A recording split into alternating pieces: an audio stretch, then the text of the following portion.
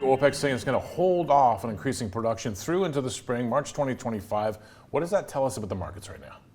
Well, I think it's fair to say that OPEC realizes that, or rather they've made the choice to not bring back barrels during the time of the market when we always build crude stocks, because that's when refineries go down for maintenance.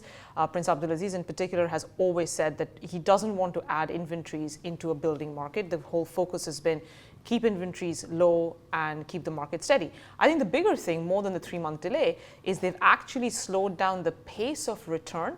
Initially, all these voluntary cuts were supposed to come back by September of next year. Now it's only going to come back by September of 2026. So incrementally, like every month, you're basically bringing back only 120,000 barrels per day. And even with the new UAE quota, it's about 135,000 barrels per day rather than the 180 or 200. So it just tells you that they realize that bringing all that oil back to the market altogether could have had a bearish impact. The whole focus is we don't want to create an oversupplied market. I know that's not what the narrative says and that's not what sentiment says. I don't know, Hussein, if you agree with me on that. Look, I ultimately think that this idea, so yesterday we talked about this idea that OPEC is going to flood the market. I have a hard time with that. They've spent the better part of 2.5 years bringing inventories down, cleaning the market up. I'm not in sort of the consensus camp with balances next year, but I think this does indicate their willingness to continue to manage the market. A lot of folks yesterday tweeting, talking about, the deal is dead, the organization is falling apart. I think if you look at the information that's come out of OPEC today, it shows a tremendous amount of cohesion. Yeah. That's not to say that balances next year look extremely tight. I think Amrita can talk to that, but it's not the bearishness that some people I think were thinking was around the corner. But what I find interesting is even with the deal, which I would say unequivocally is bullish, given what they've done to balances. They've wiped out the surplus for most part.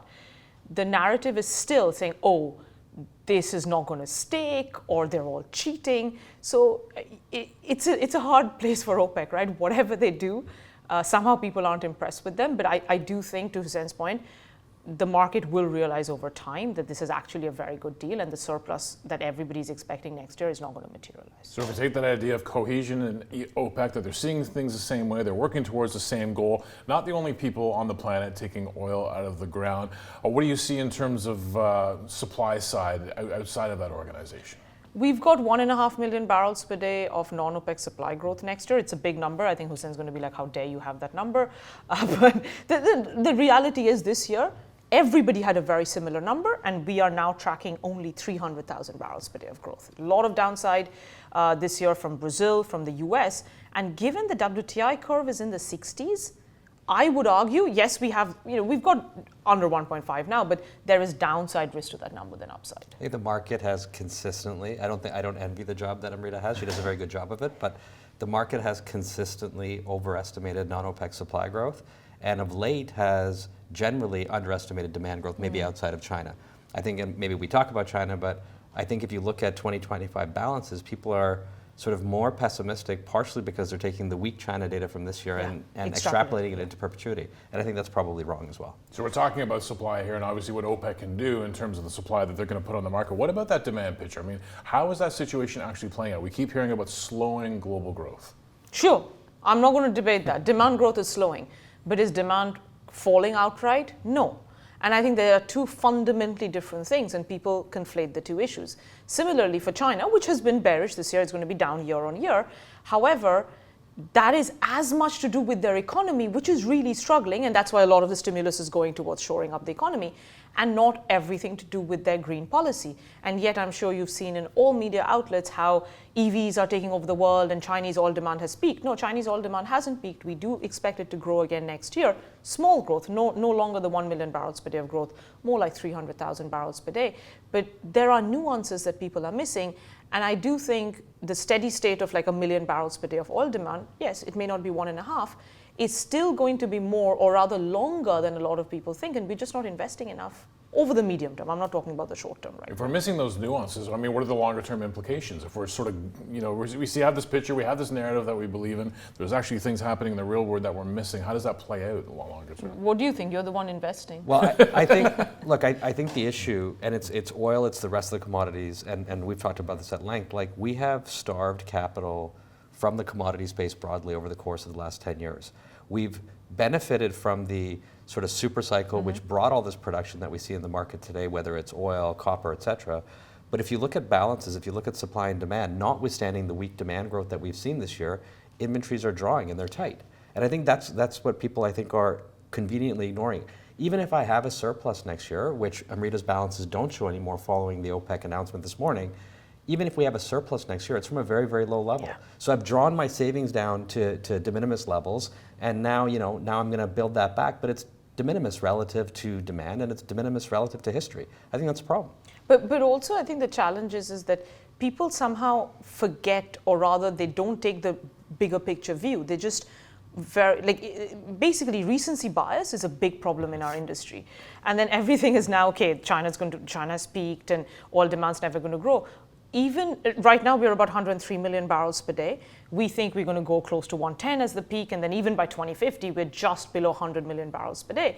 And I was saying this to Hussein earlier that people forget this, that just to maintain production at 100 million barrels per day, we need to invest $550 billion annually. US. Yes. I'm aware of the sensitivities about currencies over here, but US dollars. And I think that is an enormous amount, which we're not doing. We haven't done for the last few years. And if we believe that shale oil, not NGLs and gas, is peaking because of tier 1 acreage running out, we need to invest even more because offshore oil is actually often much more expensive.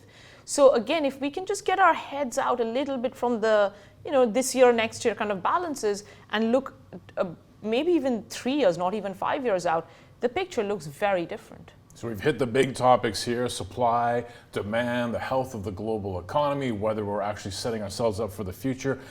In the here and now, are we a little bit surprised where oil is trading at, considering what is happening on the planet? I was in journalism for 25 years. I cannot keep up with the news flow anymore, at least intellectually or mentally. I can't digest it.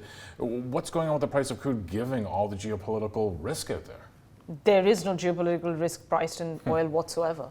And I would say, in some ways, as an analyst as well, it's been an extremely frustrating year because Hussein rightly pointed out, inventories globally are super low. Every single correlation that has worked historically has broken down. You would think, and we've run these correlations even in the summer, when the backwardation, which is essentially saying, crude oil markets today are tighter than tomorrow, that was very steep. And flat, if you did the correlation, it would tell you that prices of crude oil should have been about $87. We were at 72, right? So people are just not investing in oil, again, partly because of all the reasons we've talked about. And now the new thing, which is regardless of the Iran policy or what OPEC is doing, Trump will somehow get oil prices down. So I don't know, you could pick any reason right now and you just want to go and hate on oil, right? That's the feeling I get. I know that's not a very scientific statement, but genuinely, you can see that in a lot of the quant analysis that our team does. You actually see the amount of participation, like in terms of the notional value rather, it's just super minimal.